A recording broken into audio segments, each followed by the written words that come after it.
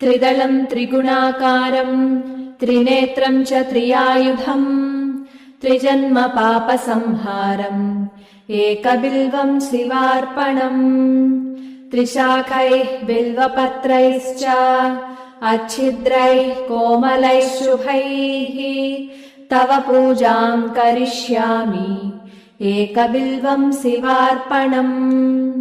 कोटिकन्या महादानम् तिलपर्वतकोटयः काञ्चनम् शैलदानेन एकबिल्वम् शिवार्पणम् काशीक्षेत्रनिवासम् च कालभैरवदर्शनम् प्रयागे माधवम् दृष्ट्वा एकबिल्वम् शिवार्पणम् इन्दुवारे व्रतम् स्थित्वा निराहारो महेश्वराः